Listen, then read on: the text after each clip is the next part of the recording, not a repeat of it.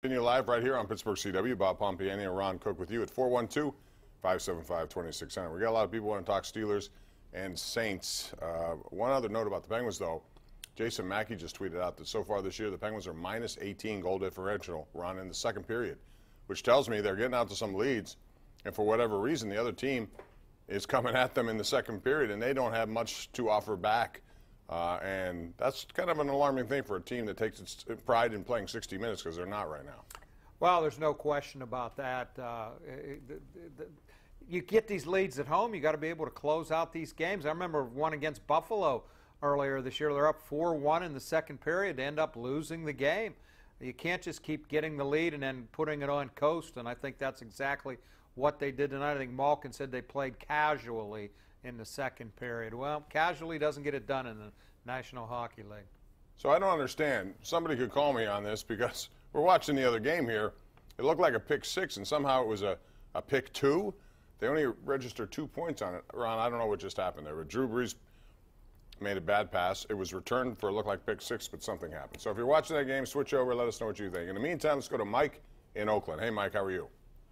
Hey, guys, how you doing? Good. So what happened was the Saints scored a touchdown. They went for two, and the it was the 2-point conversion. I see. So the pick six was actually a pick two. Exactly. Okay. Thank you for that. That failed, obviously. So I want to talk about the Steelers, 2 points, and get your thoughts. Mm-hmm. First of all, I think that the people aren't really talking about it, but I think the best coaching decision of the game, which got us the victory, was benching Artie Burns. I don't care that Tomlin absolved him in the press conference. I just think they're chaotic when he's out there. I don't think they have any confidence in him. Honestly, I think sitting him the rest of the game, except on special teams, probably won us the game, because, I think it was a good call. He recognized it. You know, Tomlin said for whatever reason he felt it was better that he didn't play after that. He made a lot of good coaching calls yesterday, and he changed a lot of what he normally does. You know, even from sending the team out as one, no individual introductions, accepting the coin flip when you win, take the ball. There were a lot of things. But he lost another challenge. That's 10 in a row he lost. It's pretty remarkable. I just don't know how that can be. And he should have someone up there helping him. Absolutely. It's gotten to the point where you need it. It's ridiculous that he doesn't. If he does and he's protecting somebody, it's ridiculous. I mean, Clint Hurtle has a guy for the video. Mike Sullivan has a guy for the video. The coach on the field can't see everything. You need somebody up there to help him out. And Kevin Saucier of the Penguins was responsible for what could have been the biggest play in the Stanley Cup. So, I mean, bottom line is that's extremely important these days. All right, let's go out to Joe in Greensburg. Hey, Joe, welcome to the Sports Call. Hey, thank you for accepting my call. The reason why I called was I had worked with a friend of mine that played in the professional football league back in the 60s. He told me that Oakland had a bad habit of watering down the field, which that field was wet, that he missed that field goal. Yeah, but it was wet for both teams. I don't remember that field being wet in the least. It was like a dust bowl out there. He slipped him.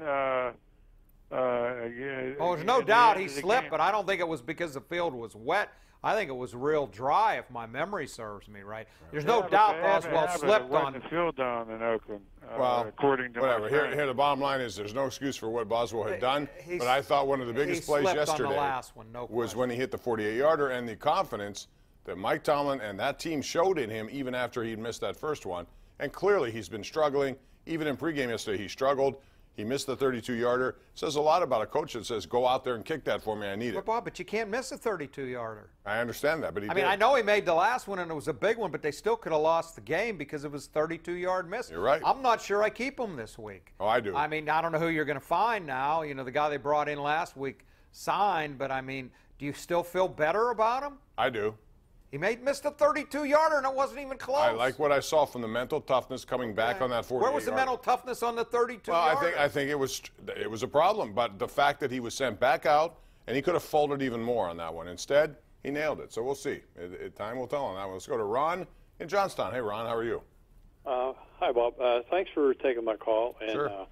I also want to comment on the kicker. I heard that Tomlin had made a statement that Boswell earned to be there. I don't know what he meant by that statement. And also, I got to agree with Ron. I think he's going to cost us a game down the road. He's already cost us 2 games. Yes, he has. They've made their choice, and this is it. I don't think there's anyone else out there at this point they could bring in and expect better results. Yeah. I heard one of the kickers that they tried out actually got signed by another team. Forbath with Jacksonville, yeah. Right. Yeah. No, I mean, it's a tough situation. You know, they had to keep him and put him on the field yesterday at the end of the game. I think they made the right call to let him try it, but I can't imagine they had much confidence when they sent him out there. Pete in Squirrel Hill is up next and joining us here on the Sports Call. Hey, Pete. Hey, guys. How are you tonight? Good. Bob, quick question about Gronkowski. How many years has he been in the league? Does it seem to you as his 8. body's breaking down on him? It's like he struggles to run. Yeah, he's had a lot of injuries in his career. He's the best tight end I've ever seen, and there's been some great ones, and I think he at the top of his game was the best. But, man, he's been hurt a lot and certainly didn't look very effective yesterday. And I give him a lot of credit for stopping him, but I think he is breaking down a little bit. He certainly can't run the way he once did either, and that's something to see. Let's go to Aaron. Aaron? Oh, I think Aaron, Aaron, that was my bad. I hit the wrong button there, so please call back. In the meantime, let's go out to John in Swissvale. Hey, John. Hello, Yes, John, go ahead. hello, Bob. I can't hear you. Okay. Are you hearing me now?